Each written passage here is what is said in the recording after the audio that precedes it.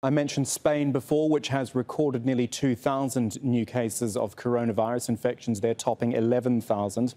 Police at the border have turned back vehicles trying to enter the country as part of strict new measures to control the virus. It comes as thousands of new cases were reported right across the European Union, which has closed its external borders.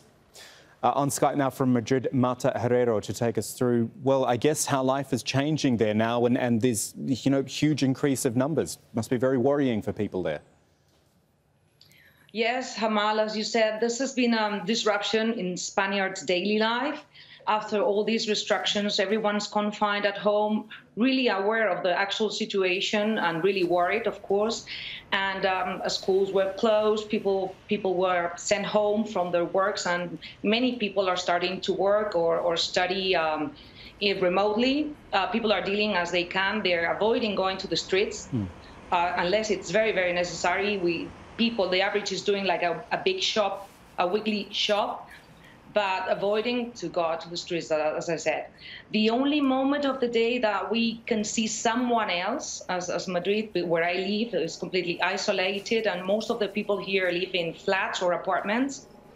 The only thing we can see is from outside our windows or our balconies, and the only moment of the day, it's at 8:00 p.m. that we all gather outside our balconies or through the windows, and we cheer all the doctors and the nurses, thanking them from the good job they're doing. And this is quite emotional, because you feel that at least you're isolated, but you're together when you see your neighbors outside the window, and thinking that we are all together in the same fight, and we need to avoid the coronavirus spreading together, because otherwise we won't stop it at all. That's a lovely story to hear, actually.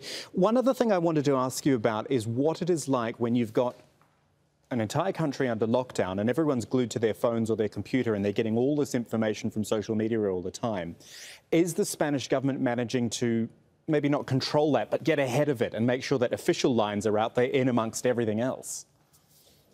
Yes, as you said, we are all glued to the media. People are demanding a lot of information because there's a lot of misinformation, all these fake news spreading, and people panicking. I mean, at the beginning, people really went through hard times because they started believing false news and fake news.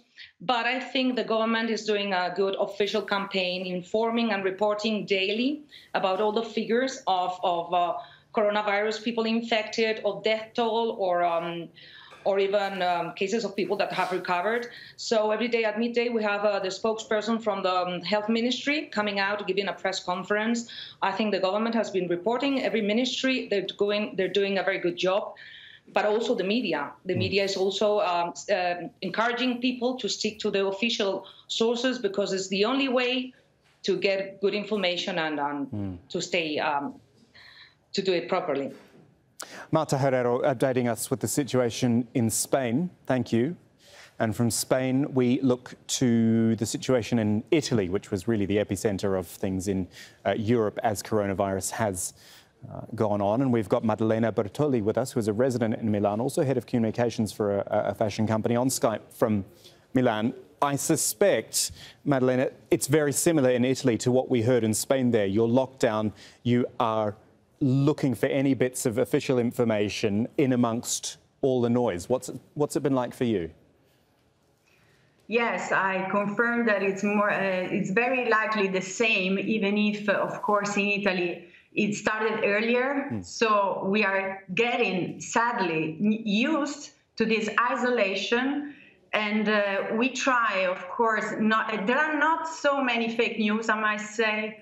We are lucky. Of course, there are a lot of fake news regarding safety, how to keep this virus away. But we are kind of getting used to this way of living, which is insane. We cannot go out.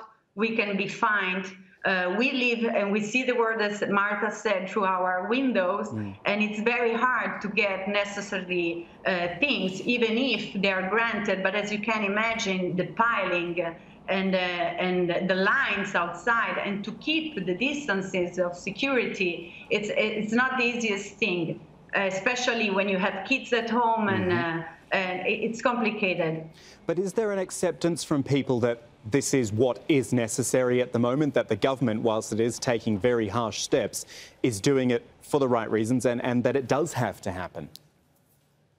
Yes, it's not easy, as you can imagine, for some part of the population to let them understand the real gravity of the situation. It took time. It took time, and to be honest with you, what concerns us the most are old people, weak people, I mean, sick people from before, because they are more exposed. So it was hard. It was a difficult process to let them understand that it's not only about us, but about the people who can be contagious by us.